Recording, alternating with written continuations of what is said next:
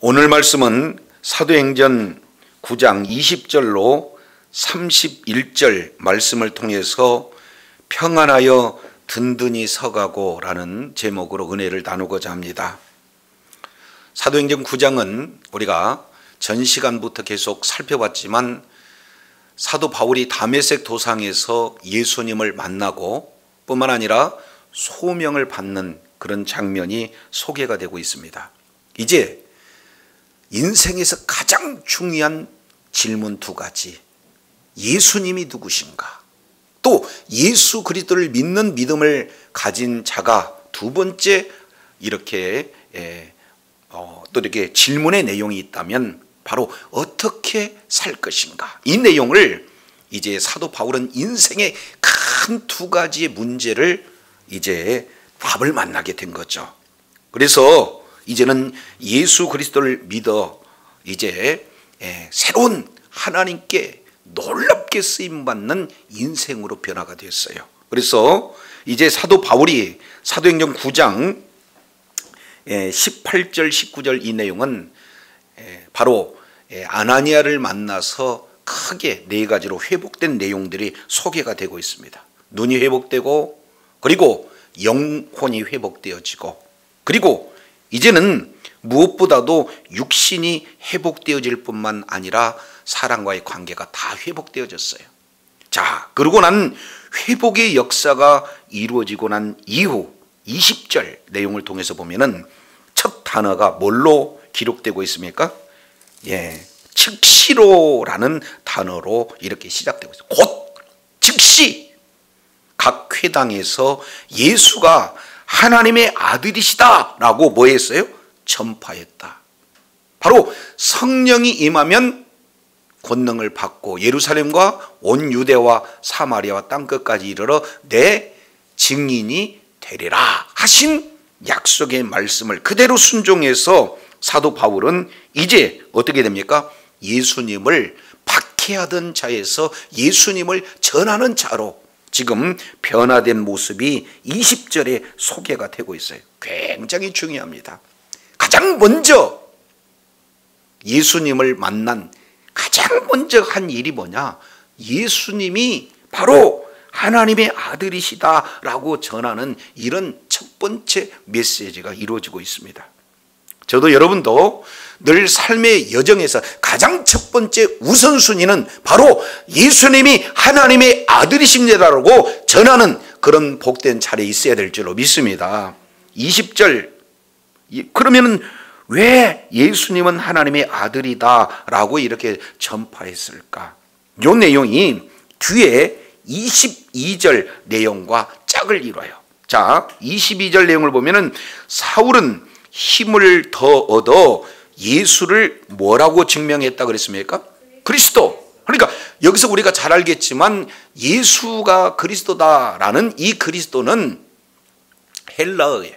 근데 그리스도의 또 다른 표현을 히브리어는 뭡니까? 메시아. 그래서 그리스도 메시아는 하나님께서 특별히 사명을 주어서 세운 자다. 구약 내용을 보면은 제사장과 그리고 뭡니까? 왕과 그리고 선지자들에게 기름 부어서 하나님의 귀한 사명을 감당케 했어요. 자, 그런데 왕, 제사장, 선지자 이 3개의 직분을 가지고 바로 기름 부음 받으신 분이 누구냐? 예수 그리스도라는 거야. 그런데 바로 사람은 모두 다가 죄인이기 때문에 죄인이 죄의 문제를 해결할 수가 없잖아요. 그래서 친히 하나님께서 육신의 몸을 입고 이 땅에 오셔서 온 인류를 이렇게 대속의 죽으심으로 말미암아 죄 문제를 해결해 주시고 오신 분이 바로 예수님인 줄로 믿습니다. 그래서 하나님의 아들이다. 이것이 증거가 되어지는 거예요. 이것이 복음입니다. 그래서 사도 바울은 회심한 이후에 가장 먼저 회복하고 난 이후에 가장 먼저 진행하는 것이 뭡니까? 예수님이 하나님의 아들이십니다. 예수님이 바로 그리스도십니다. 근데 이것을 자세히 보면은 이 메시지가 그 근거가 어디에서 나왔는가? 이 내용을 우리가 생각해 보면 먼저 마가복음 1장 1절 내용을 보면은 복음의 시작에 대해서 복음이 무엇인가? 바로 예수 그리스도다. 그러면 예수님은 누구신가? 하나님의 아들 그리스도 예수가 이렇게 복음의 시작이라고 이렇게 전하고 있어요.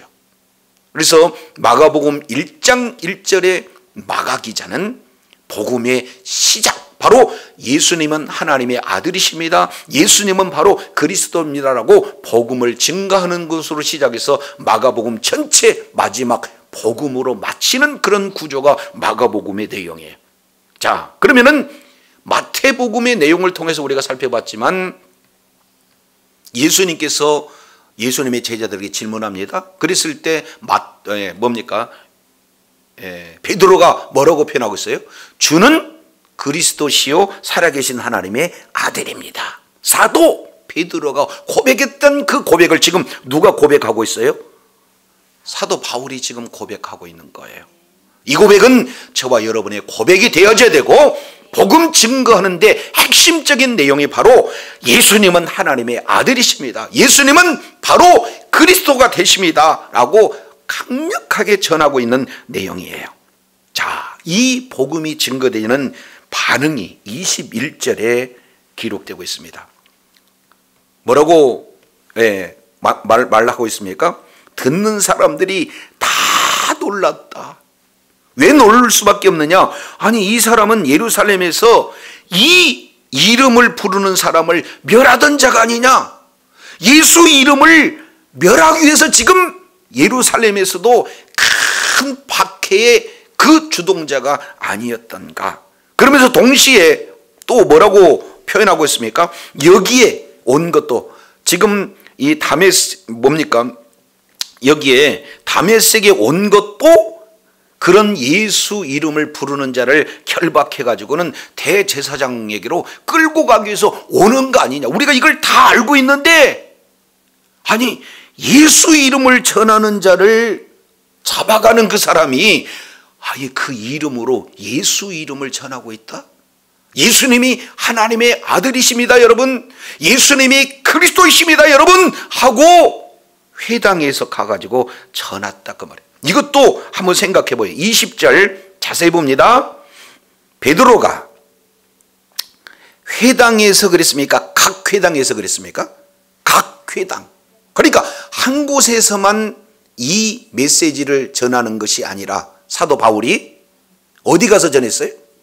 각 회당. 그 얘기는 다메섹 도상에 그 당시에 많게는 30개의 회당이 있다고 이렇게 말하고 있어요. 그러니까 한 곳에서 예수님이 그리스도십니다, 하나님의 아들이십니다 전했고요, 그 다음에 가서도 또 다른 회당에 가서 예수님이 바로 그리스도십니다, 하나님의 아들이십니다, 이렇게 사도 바울은 이 내용을 전했다는, 그러니 듣는 사람들이 지금 까무라칠 지경이죠. 자, 그런데 22절 놀라운 사실은 이렇게 표현합니다. 사울이 힘을 뭐 했어요? 더 얻어. 굉장히 중요한 표현이죠. 사도 바울은요, 복음을 전하면 전할수록 예수님이 하나님의 아들이십니다, 예수님이 그리스도십니다라고 전할 때마다 하나님께서 새 힘을 주시고 더 능력 주시고 지혜를 주시고 담대하게 복음을 증거할 수 있는 은혜를 주신 줄로 믿습니다. 저와 여러분이 이런 자리에 있어야 돼요. 예수가 그리스도라는 사실을 전할 때마다 우리 주님께서는 그에 합당한 능력도 지혜도 모든 증거할 수 있는 권세를 우리 하나님이 허락하여 주신다는 거예요. 그래서 사울은 더 힘을 얻어서 예수가 그리스도라고 증명했다. 그랬을 때 다메섹에 사는 유대인들, 이 자들은 뭐냐면은 다메섹에서는 헬라파 유대인이다 이렇게 얘기해요. 언어를 뭘로 써요? 헬라파. 유대에서는 그때 당시에 아람어를 쓰는 유대인들이 주류를 이뤘다면은 다메섹에는 헬라어를 쓰는 유대인들이 다수 이렇게 진행이 주어져 있는데, 22절 내용을 통해서 보니까 다메섹에 사는 유대인들이 당혹해했다. 그러니까 예수님이 그리스도다, 하나님의 아들이십니다, 이것을 반박하면 이 내용이 왜 그러는가 성경 통해서 조목조목 내용들을 다 기록한 내용을 풀어주니까 더 이상 할 얘기가 없어요. 그저 당혹해가지고 할 이야기가 없도록 예수님이 그리스도라는 사실을 정확하게 보여주고 있는 그런 어떤 상황입니다. 이 내용은 2장 사도행전 2장 6절 이 내용을 통해서 우리가 살펴보는데, 이제 오순절날 마가다락방에서 성령 충만한 자들이 각각 다른 나라 방언으로 이게 복음을 전하잖아요. 그랬더니 무리들이 다 소동했다. 그 얘기는 할 말을 이렇게 할 수 없는 그런 지경이 됐다는 거예요. 이 내용입니다. 지금 그 똑똑한, 가장 하나님의 말씀을 잘 알고 있으면서 또 해외 유학파, 이런 어떤 자들이 예수님이 그리스도시요 살아계신 하나님의 아들임을 증거했을 때 반박할 어떤 근거를 찾지 못해요. 자, 이런 상황으로 사도 바울은 담대하게 복음을 전하는 놀라운 자리에 있었어요.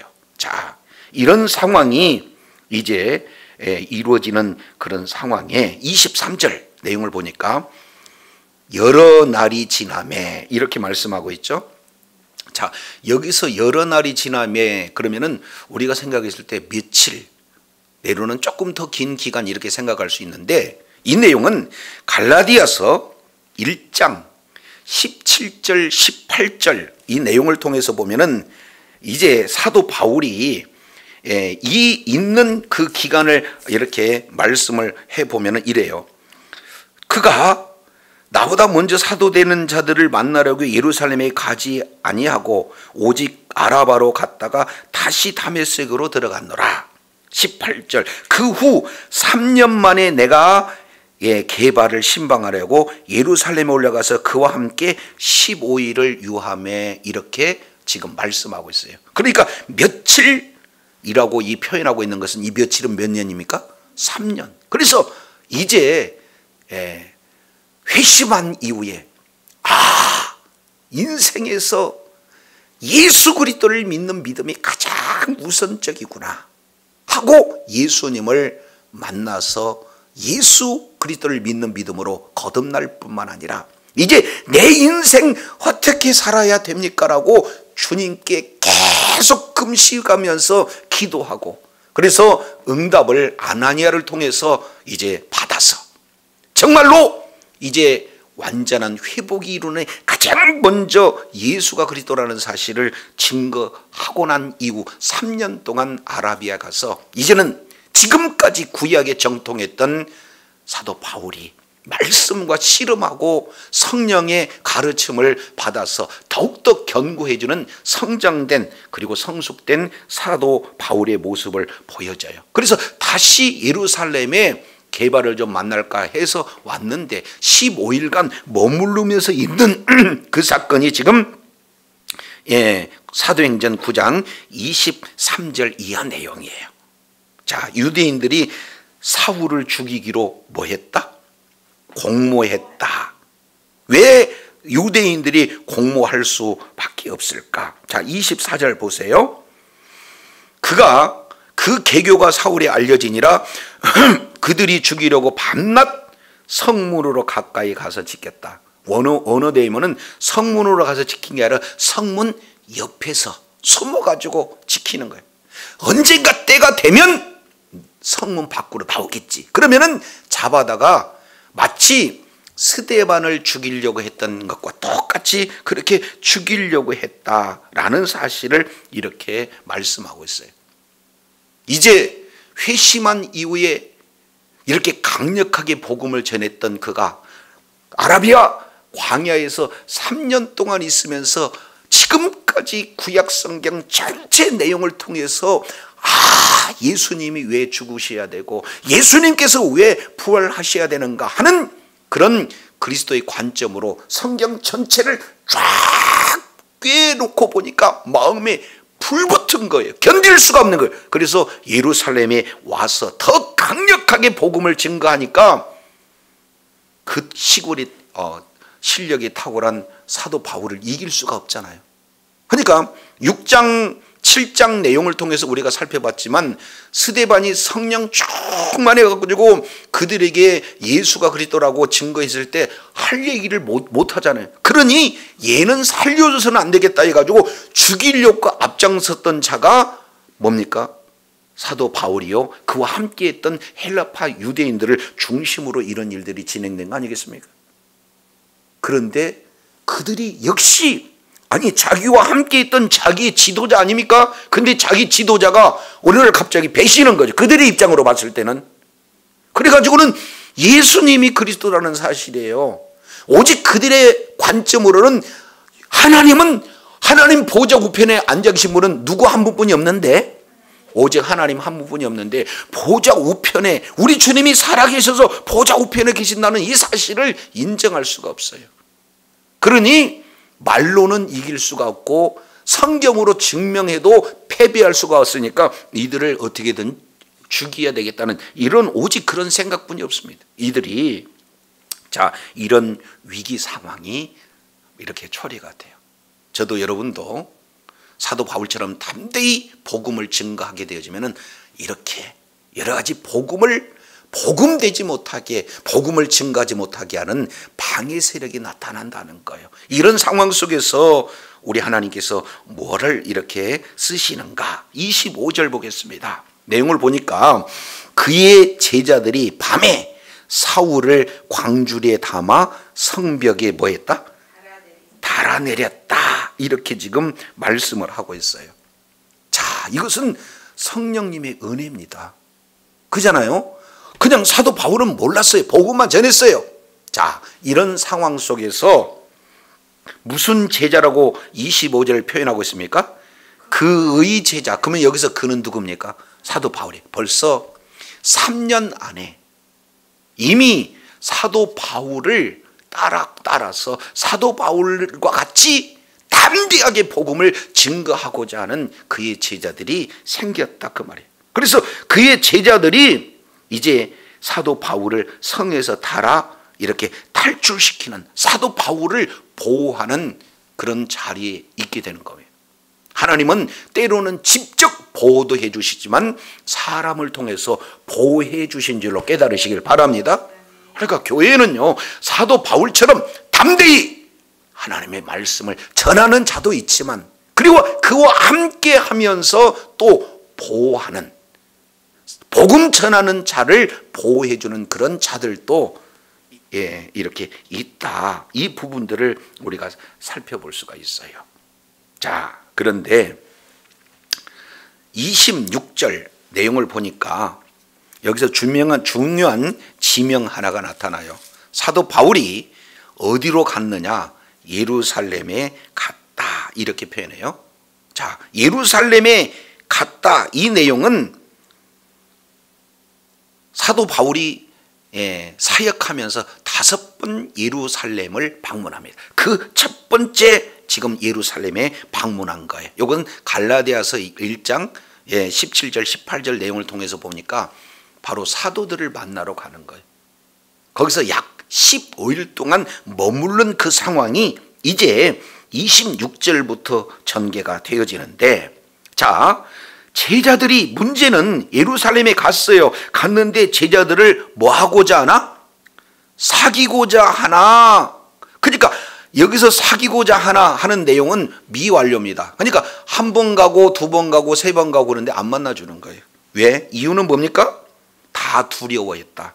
3년이 지났는데도 이 사도 바울의 그 이미지, 예수 이름을 부르는 자는 어떻게든지 옥에 잡으려고 했고, 또 심지어는 죽이려고 했다는 이 사도 바울의 그 이미지가 3년이 지나도 떠나지 않은 거예요. 그래서 사도들이 안 만나줘요. 그리고 그가 제자가 됐다 하는 사실을 믿지 않은 이런 내용입니다. 교회에 새로운 신자가 들어왔는데 교회의 구성원이 못 되는 거예요. 교회에 들어와서 하나가 될 수 없는 이런 상황이 놓여져 있습니다. 이런 상황 속에서 하나님께서 쓰시는 사람이 있는데 그가 누구냐? 27절 그러나 이렇게 표현하고 있어요. 27절 그러나 사도들은 모두들 다 두려워해서 제자됨을 믿지 않고 있으나 그러나 한 사람 누구예요?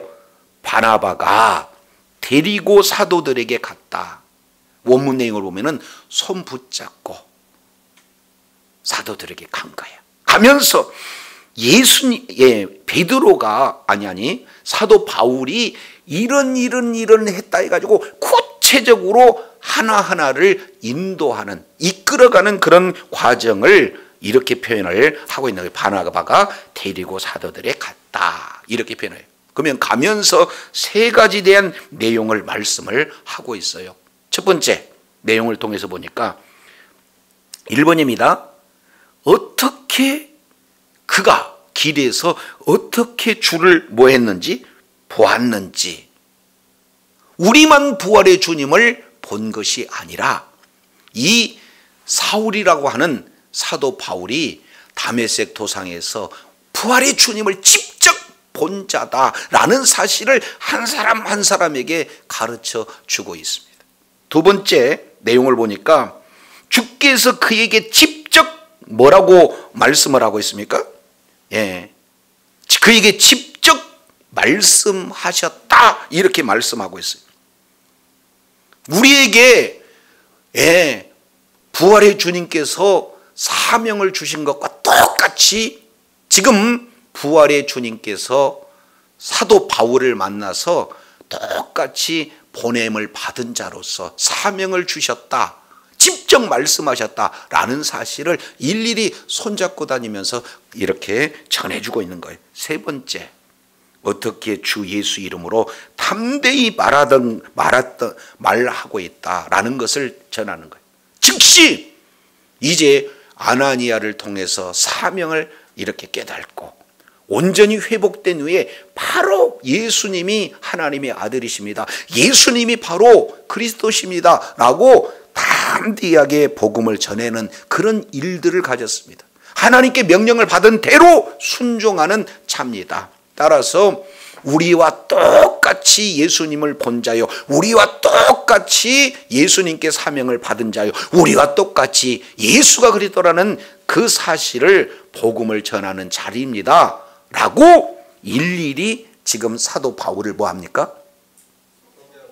제 사도들에게 소개하고 있어요. 그때서야 이제 사도 바울을 그 사도들과 함께 있게 그 안으로 들어가게 하신 내용이 28절 이렇게 기록되고 있어요. 사울이 제자들과 함께 있어 그 얘기는 이미 인정을 받았다는 거예요.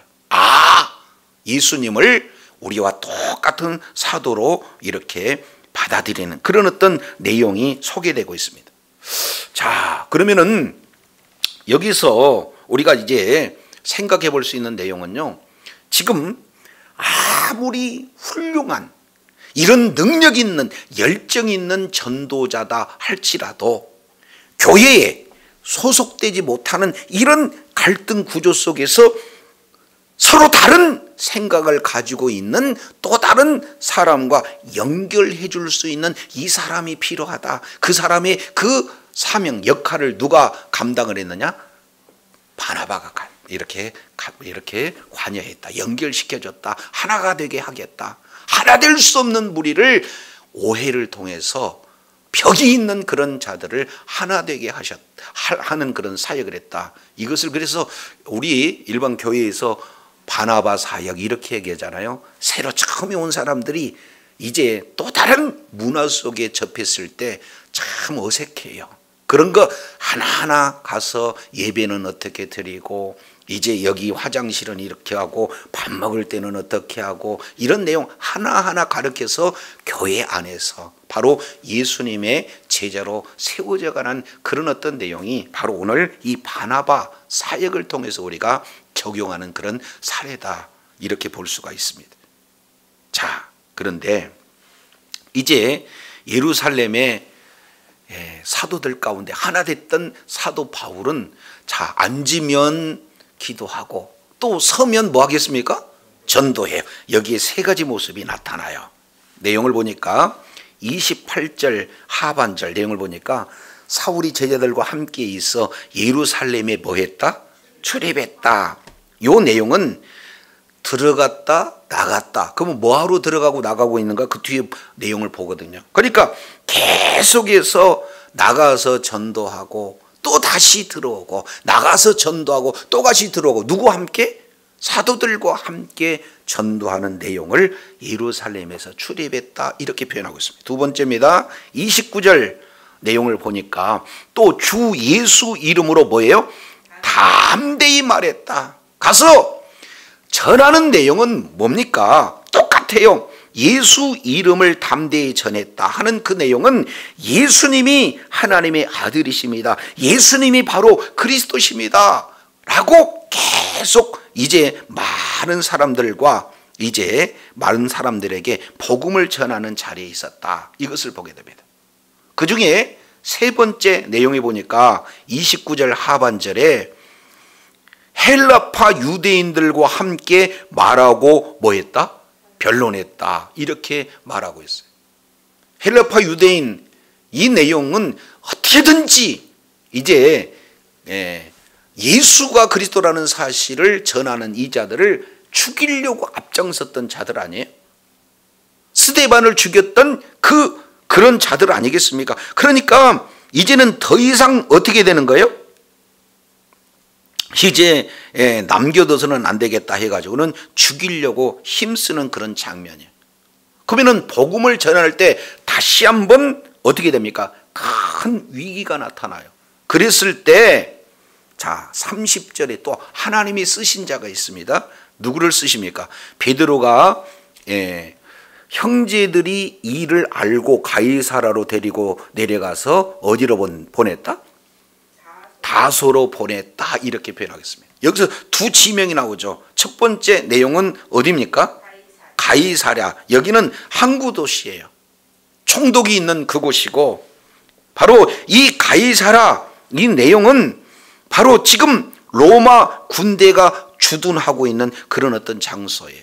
그리고 가이사랴는 지금 우리가 빌립 집사님을 얘기했잖아요. 빌립 집사니 그곳에 간 장소예요. 그러니까 거기는 바로 헬라파 유대인들도 많이 있는 그런 어떤 곳이다. 그러나 거기에 로마 정규군이 주둔하고 있기 때문에 함부로 죽일 수 없겠다. 이런 생각이 들어서 이제 형제들이, 여기서 형제라는 것은 예수 믿는 성도들을 얘기하는 거예요. 이들이 가이사라로 데려갔어요. 그러나 여기도 위험해서 결국에는 어디로 보냅니까? 다소로 보내는 그런 어떤 내용들이 여기에 소개가 되고 있어요. 이것이 바로 이제 사도 바울을 구장에서 이렇게 세우시고 세운 사도 바울의 그런 어떤 사역을 이렇게 진행하고 있습니다. 이것에 대한 총정리가 어디냐? 31절에 오늘 이 31절이 이제는 예루살렘을 이제 넘어서 온 유대와 사마리아에서의 사역의 전체적인 결론에 해당이 됩니다. 아주 중요하죠. 31절 우리는 이거 정신 우리가 바짝 차리고 우리 다 같이 한번 읽겠습니다. 시작. 그리하여 온 유대와 갈릴리와 사마리아의 교회가 평안하여 든든히 서가고 주를 경외함과 성령의 위로로 진행하여 수가 더 많아지니라. 아멘. 야, 내용을 보니까 온 유대와 사마리아의 교회, 그 사이에 갈릴리를 포함. 그래서 유대와 사마리아의 그 지역에서 최종적인 결론은 어떻게 됐느냐 봤더니 평안하여 든든히 서가고 그리고 수가 더 많아지는 교회가 되어졌다. 이런 놀라운 역사를 기록하고 있어요. 바로 우리 교회가 이렇게 예수 그리스도의 복음을 증거하면서 날마다 교회 안이 평안하는 교회가 되기를 원합니다. 든든히 서가는 교회가 되기를 원합니다. 날마다 수가 더하는 교회가 되어야 될 줄로 믿습니다. 이렇게 이제 예루살렘에서의 그런 최종적인 내용은 우리가 살펴봤듯이 자 사도행전 전체 구조는 1장 8절의 말씀에 근거해서 사도행전 전체의 구조가 납니다. 그래서 예루살렘과 그 다음에 온 유대와 사마리아와 그 다음에 뭐예요? 땅끝까지 제1단계, 제2단계, 제3단계. 그런데 이 예루살렘 교회가 이제는 말씀이 성령이 임하고 교회가 세워지고 권능이 나타나고 복음이 증거되고 그랬을 때 3,000명, 5,000명 회개의 역사가 나타나요. 그래서 여러 가지 외적인 핍박도 있고 내부적인 갈등 요소도 있지만 교회가 어떻게 됐는가? 6장 7절 이 내용이 예루살렘 교회 전체에 나타나는 결론이 되어져요. 그 내용은 말씀이 가면 갈수록 흥왕했다. 두 번째, 이제는 제자의 수가 더 많아졌다. 그리고 세 번째 내용을 보니까 허다한 제사장자들도 죽기로 돌아와 복종했다. 이런 내용으로 아주 든든히 서가는 놀라운 역사가 나타나는 거죠. 그런데 문제는 예루살렘에만 머물러 있던, 계속해서 머물러서 우리끼리 예배하고 우리끼리 모이기를 힘쓰고 우리끼리 찬양하고 우리끼리 떡대기를 좋아하는 그런 가운데 있을 때 이 하나님의 의도에서 벗어난 거잖아요. 그래서 예루살렘 교회에 큰 박해가 일어나게 되고 모든 믿는 자들이 흩어져서 흩어진 그곳에 복음을 증가하는 내용이 바로 유대와 사마리아. 그 유대와 사마리아의 최종적인 결론이 뭐예요? 오늘 보니까 평안하여 든든히 서고 수가 많아지는 교회가 되었다라는 결론으로 쫙 이렇게 나타나는 것을 우리가 살펴보게 됩니다. 자, 그러면은 왜 평안하여 든든히 서가는, 그리고 계속해서 박해 가운데서도 이렇게 수가 더 많아지는 교회가 됐을까? 이거에 대해서 우리가 조금 생각해 볼 필요가 있지 않겠습니까? 자, 31절 다시 한번 보겠습니다. 그리하여 온 유대와 갈릴리와 사마리아 교회가 평안하여, 그러면은 사실 평안한 거예요? 박해가 있으니까 평안하지 않은 거예요. 여기서 평안하다 하는 이 내용은요, 이제 지역이 예루살렘이 아니라 유대와 갈릴리와 사마리 지역이에요. 그러니까 멀리 떠난 외국 지역이잖아요. 근데 거기에서 많은 이들이 복음을 증거함으로 말미암아 많은 이들이 주께로 돌아와요. 그래서 헬라파 유대인보다도 오히려 예수 그리스도를 믿는 성도들이 많으니 이제 위해를 가하려고 하고 박해를 가하려 한다 할지라도 그들이 감히 어찌할 수 없는 그런 어떤 상황이 놓여졌다 이 말이죠. 그렇기 때문에 지금 평안이 섰다 이런 의미로 말씀하고 있어요. 전혀 박해가 없다 그런 내용이 아니다 그 말이죠. 그래서 든든히 서가고 있는 내용은 마치 건물이 이제 기초가 튼튼해서 견고하게 서가듯이, 식물이 나무가 깊이 뿌리를 내려서 아주 견고하게 서가듯이 주의 몸된 교회가 든든히 평안한 가운데 든든히 서갔다 이렇게 말씀하고 있어요. 저와 여러분이 있는 그곳에 복음을 증거하고 또 하나님께서 함께 하심으로 말미암아 든든히 서가는 놀라운 은혜가 있어야 될 줄로 믿습니다. 자, 그런데요, 이것에 대한 핵심이 뭐냐? 첫 번째입니다. 31절 내용에 어떻게 해서 평안하고 든든히 서가고 교회에 많은 수가 더 많아질까? 두 가지 핵심. 모든 성도들이 영적인 측면에서 가장 견고한 기초가 어떤 내용인가 봤더니 첫 번째 뭐라고 표현하고 있습니까? 주를 경외함과, 한번 따라 읽습니다. 주를 경외하는 신앙. 저와 여러분이 주를 경외하는 신앙을 견고하게 이렇게 가지고 있을 때 평안하여 든든히 서가고 수가 더하는 그런 교회로 성장되어질 줄로 믿습니다. 주를 경외한다는 것은 굉장히 중요한 표현이죠. 우리가 잘 알겠지만 이제 창세기부터 이제 뭡니까? 역사서 이 내용과 그 다음에 시가서가 있어요. 욥시 잠전하. 그러죠? 그래서 욥기서 이 내용을 통하면 욥기서 2장 28절 주를 경외하는 것은 곧 하나님 뭡니까? 지혜의 근본이 되어진다. 그 다음에 시편 1편 7절 그리고 9편 10절 내용을 통해서 보면은 주를 경외하는 것이 곧 바로 지혜의 근본이요 지식의 근본이다. 그 다음에 잠언서죠. 잠언서 1장 그리고 시편 111편 내용을 보면은 주를 경외함 이런 부분들이 나와 있고, 자, 그 다음에 전도서 내용을 통해서 보면은 12장 13절 14절 인생의 본분은 뭐냐? 하나님을 경외하는 것이고, 그 말씀에 이제 순종해서 인생의 최종적인 심판이 와 있다는 것을 아는 거라고 이렇게 표현하고 있지 않습니까? 그러니까 성경 전체의 내용 중에 구약에서 가장 중요시하는 단어 중에 하나가 뭐냐면은 주를 경외하는. 오늘날 저와 여러분들이 평상시에 겉보기에는 참 신앙이 좋은 그런 어떤 사람 이렇게 보여지다가도 결정적으로 많은 사람들에게 실망을 안겨줄 그런 어떤 내용들이 이제 우리가 뉴스 현장에서 참 보여지잖아요. 저분은 정말로 신실한 분인데 근데 무너져요. 왜 그럴까요? 이유는 한 가지예요. 하나님을 두려워하지 않기 때문에, 하나님을 경외하지 않기 때문에. 그래서 여기서 예수가 그리스도다, 예수님이 하나님의 아들이십니다라는 사실을 믿는 믿음을 가진 자의 심령 가운데 어떻게 해요? 주님을 두려워하는.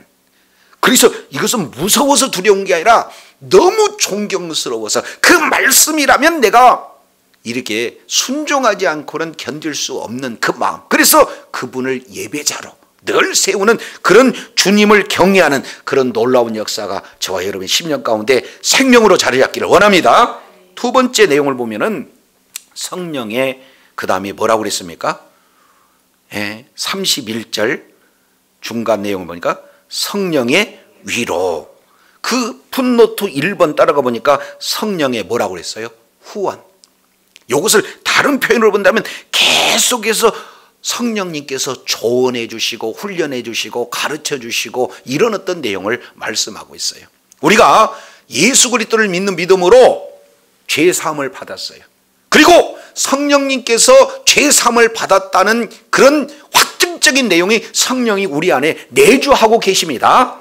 그러면 내주하신 성령이 이제는 성령 충만했을 때 성령의 지배 지시를, 성령의 지배를 받을 때 늘 날마다의 삶의 현장 속에서 우리 주님께서 위로해 주시고 또 감동 주시고 이렇게 조언해 주시고 또 필요하면은 여러 가지 필요한 능력도 그런 내용들을 주시는 이 내용을 뭐라고 하냐면은 성령의 위로 이렇게 표현하고 있어요. 지금 베드로를 포함한 사도들 그리고 사도 바울 그 중심 이 내용을 우리 주님께서 주를 경외하고 그리고 성령의 위로를 그런 받는 그 자들이 현장 모든 곳에서 이제는 예수 그리스도를 증거함으로 말미암아 외적인 핍박 속에서도 내부적인 여러 가지 유혹, 미혹 이런 상황 속에서도 복음이 증거될 때 교회는 평안하고 든든히 서고 수가 세워질 수 있는 가장 본질적인 내용은 바로 하나님을 경외하며 성령의 위로가 있기 때문에 이런 놀라운 역사가 있게 되는 줄로 믿습니다. 이런 성령의 위로와 그리고 하나님을 경외하는 그런 놀라운 신앙의 핵심이 있음으로 말미암아 평안히 서고 든든히 서어지고 그리고 수가 더하는 저와 여러분이 바로 이런 자리에 있음으로 말미암아 교회가 더욱 강건해지고 부흥의 역사가 있어야 될 줄로 믿습니다. 자, 이제 요약해 보겠습니다. 결론적으로 말씀을 드린다면은 자, 가장 영적 본질적인 내용은 교회의 모든 공동체 한 사람 한 사람이 하나님을 경외하고 그리고 성령의 위로움을 받을 때에 이런 평안하고 든든히 서가고 수가 날마다 더해지는 교회가 되어져야 맞습니다. 그러나 이런 상황 본질적인 측면 가운데 특히 세 부류의 사람이 오늘 주목받고 있어요. 첫 번째 내용을 통해서 보면은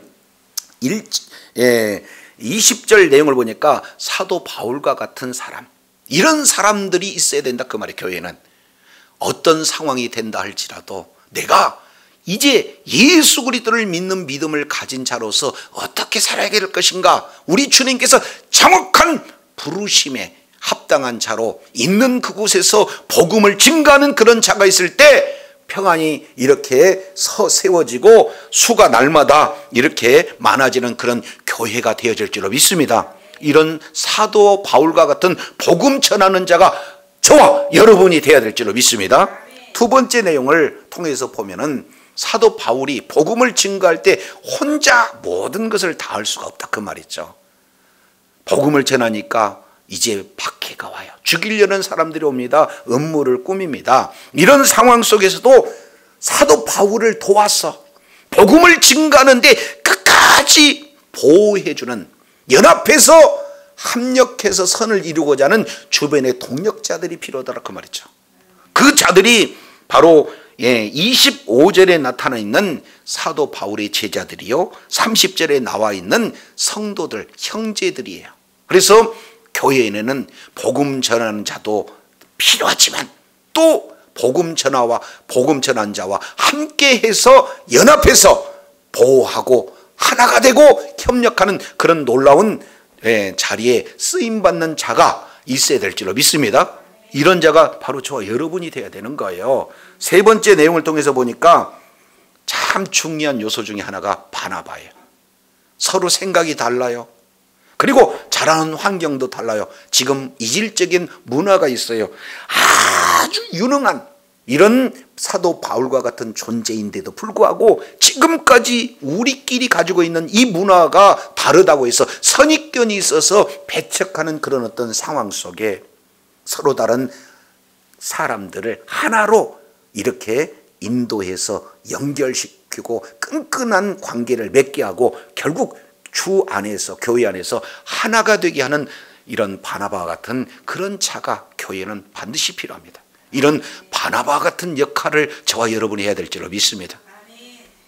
이제 우리의 각 사람 한 사람은 하나님을 경외하고 늘 성령의 위로함을 배경으로 해서 사도 바울처럼 복음을 전하고 그리고 그의 제자들과 형제들처럼 어떠한 상황 속에서도 이렇게 보호하며 이렇게 같이 협력하는 그런 내용뿐만 아니라 바나바처럼 하나 되는 삶을 통해서 이렇게 헌신하고 힘쓸 때 교회는 평안하여 든든히 서가고 날마다 수가 넘쳐나는 놀라운 은혜 가운데 거하게 될 줄로 믿습니다.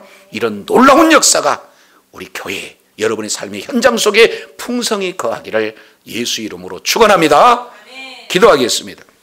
하나님 아버지 감사합니다. 사도 바울은 이제 어찌하든지 복음을 전하는 자리에 있었고 그런 위기 속에서 하나님이 세우신 그의 제자들과 형제들은 그런 환경 속에서 보호하는 역할을 감당할 뿐만 아니라 이제 하나 되지 못한 자들을 서로 연결시켜서 교회 안에서 하나 되게 하는 그런 모든 과정, 이런 내용보다 가장 본질적인 내용이 하나님을 경외하고 하나님의 성령의 위로가 있을 때 교회가 평안하이 든든히 서가며 날마다 수가 더하는 교회가 되었다는 사실을 오늘 또 말씀을 통해서 일깨워 주셨사온즉 우리 있는 그 자리에 이렇게 하나님을 두려워하고 성령의 위로를 받는 주의 사랑하는 자들 되게 하여 주옵소서. 복음을 전하고 보호하고 하나 되는 그 자리에 서서 하나님 앞에 영광 돌리는 주의 사랑하는 자녀들 다 되게 하여 주시옵소서. 우리 구주 예수님 이름으로 기도드립니다. 아멘.